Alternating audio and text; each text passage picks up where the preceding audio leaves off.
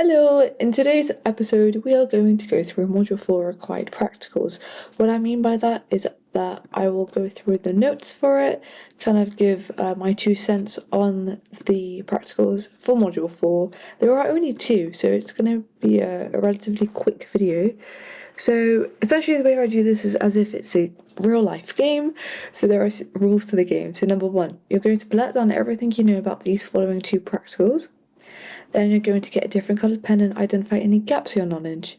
And every time you rewatch this video, you're going to rescore yourself because there are a total of 10 points available. Okay, 5 for each practical.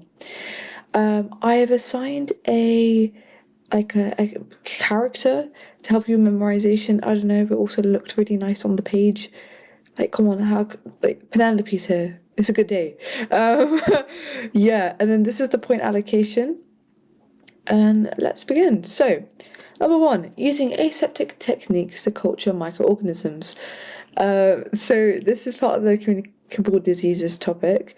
The whole purpose of this is to safely culture microorganisms because you want to see how different factors affect microbial growth. So that could be different antibiotics and stuff like that. And you want to do it using aseptic techniques because you want to avoid contamination. Now the method for this is really nicely illustrated through this diagram, but basically you always want to disinfect. You want to have a Bunsen burner near you. When you're working, you want to flame sterilize the loop until it's red hot, and then you want to cool it down and then dip it into the microorganism culture, like the broth or whatever. And then you want to slightly open up the lid of your agar plate because you don't want air to contaminate the agar. And then you do a streak across the agar surface, agar jelly, and then you put the lid back on. Now this is really important. When you put the lid back on, you're going to add a few strips of tape across it so like it doesn't, just open up.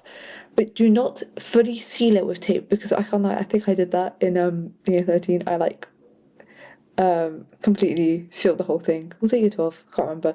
But yeah. That's not good. We'll talk about that after, but just remember, do not seal it all. And then label your plate and then incubate upside down at 25 degrees Celsius for like 2 to 4 days. The thing is, right? Sorry, 1 to 4 days.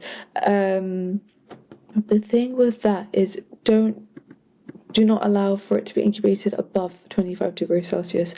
Again, we'll speak about that in a bit. Now this is for testing antimicrobial substances such as antibiotics, where you would get a disc and you soak it in that antiseptic antibiotic and then you put it in your agar plate and you have multiple different samples and then you have a control. You always want a control, okay, because you want to see whether it's actually that thing that's affecting it. And then again incubate, and then with here there's some math, so it's like about diameter and area and stuff, about the zone of inhibition. So it's just like the area of circle. So the real thing is that the larger the zone, or the larger the zone of inhibition, as in the clear area around the disc, as you can see here with the white around the green, the more effective the antibiotic is because the more it got to kill the microorganisms around. So here are the key concepts. Number one, plates must not be opened after incubation. You just dispose of it, but that's not our job, that's the science technician's job. Never incubate above 25 degrees Celsius because that can give rise to really harmful microorganisms that wouldn't be safe for us to be around, especially in a school environment. Plates are sealed with tape only and not airtight, as in do not seal the whole thing with tape. Don't be that person. Use aseptic techniques to prevent contamination and store it upside down because you want to prevent condensation. And then, the inhibition shows antimicrobial effectiveness. So count how many points you got. Right.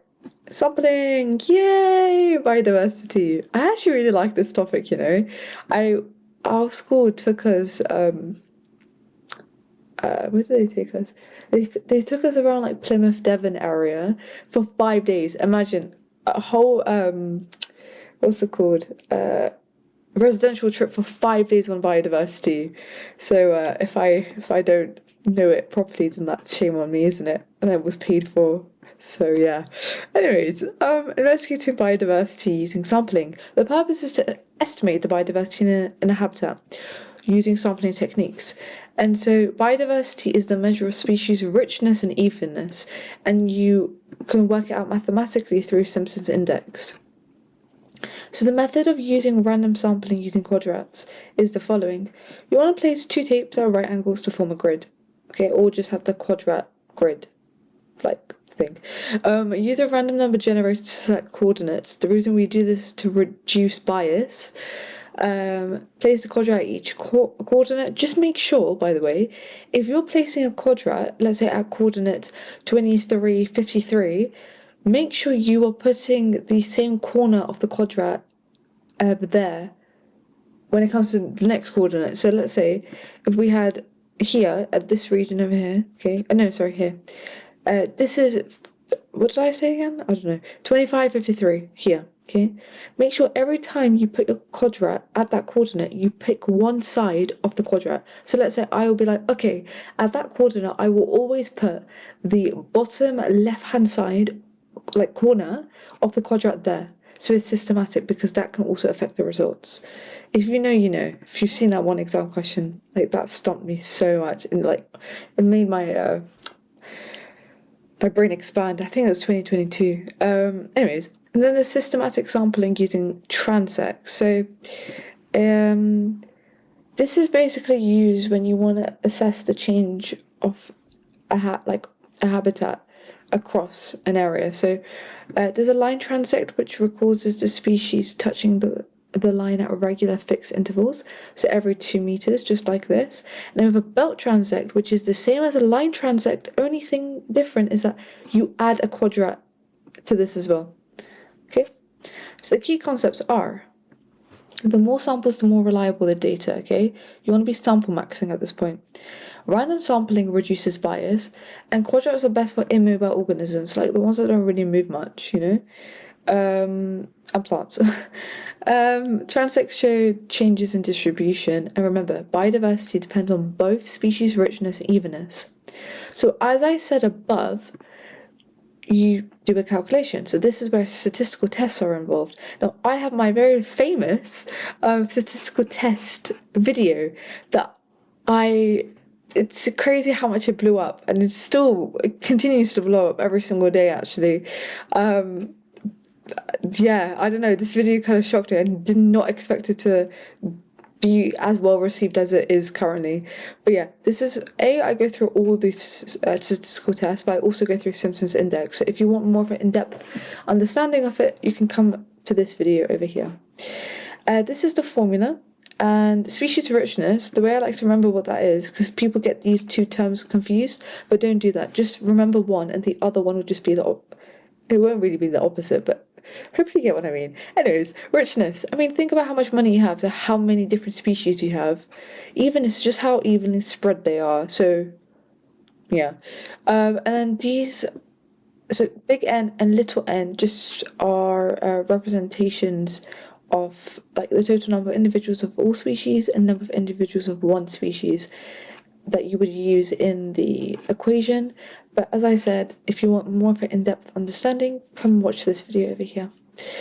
Yeah, and basically when it comes to analysing your value that you got in the calculation or statistical test, the closer to 1 the value is, the higher the biodiversity. The closer to 0, the lower or low biodiversity is exhibited. Yeah. Count how many points you got. So that basically was the end of the video. I hope that all makes sense. If you have any questions, let me know. If you have any recommendations for any videos, please drop them down, because I will make them just for you. Yeah, and well, till next time, I'll see you soon. Bye.